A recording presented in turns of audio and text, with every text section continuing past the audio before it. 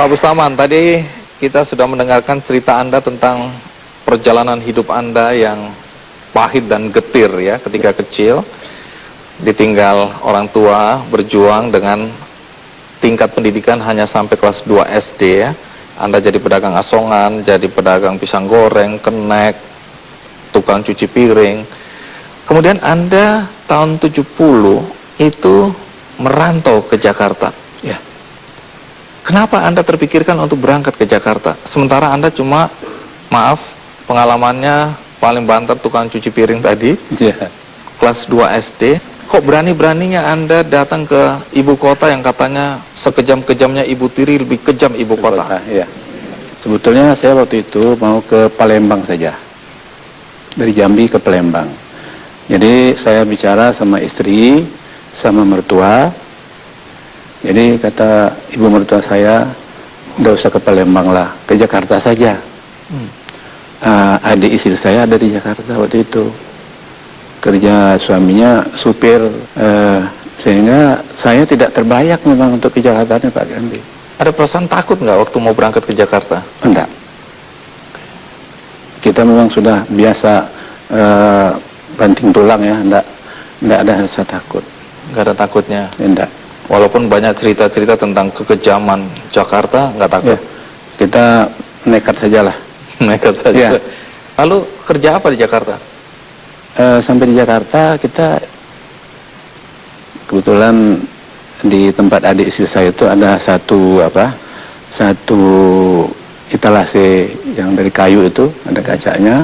Saya jualan rokok, numpang di tempat praktek dokter di Jalan Matraman itu, Jalan Matraman Raya. Berapa lama Anda dagang rokok? Kurang lebih 2 bulan. Istri saya nyusul ke Jakarta sama anak. Apa Anda yakin bisa menghidupi anak dan istri dengan pekerjaan sebagai pedagang rokok? Ya, karena kita sudah terbiasa, jadi harus berjuang. Sudah tahan banting ini ya? Iya. Nah, saya dengar pada tahun 1971 sempat ada kerusuhan ya di Matraman. Ya. Ada preman-preman yang mengganggu, kemudian Anda terpaksa mengungsi ke Pejompongan. Betul. Jadi di situ kita sewa kios, waktu itu hanya 25.000 per tahun. Nah, kita tinggal di situ, jualan di situ, tinggal di situ. Di ruangan yang sempit itu? Iya. Baik, terus bagaimana ceritanya sampai kemudian Anda menjadi pengusaha restoran? Nah, jadi rupanya kalau tadinya kita di kaki 5 di Matraman itu, kan 24 jam kita di sana. Kalau isi saya siang, pagi, sampai sore, saya, kalau isi udah pulang, kita malam sampai pagi. Oh, jadi ini kios 24 jam? Ya. Anda dan istri bergantian? Ya. Hebat betul istri Anda, bukan Anda yang hebat ini kelihatannya. Coba yang istrinya Pak Bustaman, boleh? Baik, terima kasih Bu. Jadi Ibu ini juga ikut nunggu kios? Ya. Jadi anak saya itu besarnya di dalam kios itulah. Lalu modalnya dari mana? Anda mulai, katanya saya dengar Anda mulai jualan makanan itu dari gerobak kecil juga ya? Di lapak berapa? 1x1? Jadi karena kan kita pindah ke Pejompongan ini. Iya. Jadi upaya di Pejompongan ini ya tidak mencukupi lah untuk kehidupan sehari-hari. Jadi terpaksalah kita bagaimana nih, kita berunding lah kan, berdua bagaimana memang kita kalau kita tunggu aja nih, ini menunggu habis aja lagi nih. Kalau jualan rokok itu nggak ada untungnya ya? Nggak menutup biaya harian lah. Terus? Jadi bagaimana kita untuk mencari tambahan. Waktu itu ada mau jual martabak manis. Kenapa nggak jadi? Karena kita tidak pengalaman, tidak mengerti. Ada kawan yang tahu, yang pandai gitu ya. Kita tunggu-tunggu dia, udah janji, nggak datang-datang. Udahlah kalau begitu kita jualan nasi aja lah, bilang sama istri kan. Jadi nggak jadi martabak gitu ya? Nggak jadi martabak. Untung kalau nggak sesukses ini Anda ya. Jadi masih ketemu di Pejompongan sama saya. Jadi semua itu betul-betul hikmah dari kejadian-kejadian itu kita ambil ya. Modal untuk bikin Jualan atau jualan makanan? Jadi ada tante, dia mau ikut juga untuk bapaknya, kita join lah gitu ya, sama datuk sama saya gitu, kakek ya. Dia punya uang 15.000 waktu itu untuk modal bikin bikin tempat jualan lah di kaki lima kan. Jadi udah kita putuskan untuk jualan nasi. Saya pergi ke Benung Nilir cari tempat di kaki lima sana. Jadi tempat itu gerobak yang dari Mataraman tadi saya bikin meja, Diubah, dimodifikasi. ya kasih tarpal itu kan. Jadilah restoran. Ya begitulah. Oh, jadi dari sana. Namanya apakah sudah sederhana atau belum? Sudah sederhana. Oh, jadi sejak itulah nama sederhana Anda pakai. Iya, jadi waktu Jambi saya juga pernah bekerja di rumah makan sederhana, gitu di Jambi. Jadi idenya datang dari sana. Iya, jadi karena kita jualan di kaki lima, Iya. ya kalau sederhana ini kayaknya cocok lah gitu ya, dengan namanya gitu. Maka saya bikin namanya sederhana. Sederhana. Iya. Oh, itu asal muasal nama itu ya. Iya. Tapi katanya sempat udah mulai laku tapi digusur sama Satpol PP. Ya waktu itu bukan Satpol PP namanya, Oh, apa? Kamtib. Kamtib. Iya. Iya. Ya, Kamtib waktu itu. Itu digusur. Dibawa semuanya, Habis dong modal. habis. Bagaimana bangkitnya? Nah, jadi setelah diangkut itu, kemudian ditertibkan kembali. Pedagang tiket diatur sama Pemda. Pemda. Jadi itulah awal mula Anda mulai berdagang. Sukses itu dagang di situ. Alhamdulillah, mulai situlah, menanjaknya lah gitulah. Menanjaknya. Kemudian Anda pernah juga ditipu ya oleh pembantu yang membantu di rumah itu. Iya.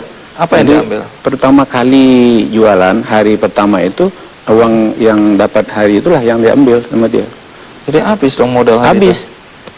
Terus bagaimana bangkit lagi? Uang itu pun ngutang. Astaga. Hari pertama itu juga ngutang, beras ngutang di tetangga kan. Ya. Rupanya tetangga masih Kasihan lah ya. mau ngasih juga lagi kan. Ya, alhamdulillah lah. Jadi mudah-mudahan lah ini dengan diambil orang segini ini, mudah-mudahan nanti Allah akan ganti yang berlipat ganda lah gitu. Iya. Kita ikhlas saja lah itu ya. Ya. Iya. Nah, Anda cuma sampai kelas 2 SD ya. Kemudian datang dari keluarga yang ya minta maaf dibilang miskin ya. Ya. Dengan pengalaman hidup yang macam-macam tadi. Macam-macam. Jual pisang goreng, jagung rebus, Ya. kemudian kenek, cuci piring, Potong karet. oh iya, pengerat karet ya. Ya. Itu juga pernah. Ya, nyadap karet. Nyadap karet. Ya. Jadi hampir semua profesi yang Yang susah-susah. susah-susah, yang sedih-sedih Ya. pernah Anda lewati ya. Ya. Sekarang Anda jadi pengusaha sukses menurut versi orang-orang. Apa sih yang membuat Anda bisa sukses seperti sekarang? Boleh tahu nggak? Tadinya waktu saya di Jambi itu, saya ngelihat orang yang sukses.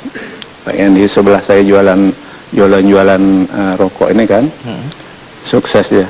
Jadi dalam hati saya, ya Allah, kapan saya bisa seperti orang ini? Dalam hati saya gitu ya. Nah, jadi memang udah termotivasi saya di waktu itu. Suatu hari saya harus sukses seperti dia, begitu Insya Allah ya? gitu kan. Anda udah tanamkan dalam hati dan pikiran Anda ya? Iya. Kalau boleh tahu, apa sih yang membedakan restoran Anda dengan rumah makan masakan Padang lainnya? Boleh tahu? Ya, yang jelas itulah Pak, namanya sederhana, yang berlogokan SA itu kita patenkan kan. Sudah dipaten. Sudah ada R-nya itu ya? Ada R-nya. Di registrasi itu ya? Ya. Ngomong-ngomong, Anda tadi bilang ada yang milik sendiri, ada yang bermitra. Bermitra itu bekerja sama dengan pihak lain ya? Ya. Artinya kalau ada yang tertarik untuk bermitra, masih boleh? Boleh, insya Allah. Apa syaratnya? Syaratnya modal lah. Iya. Ya. Ini pertanyaannya yang nggak bener ini. Iya.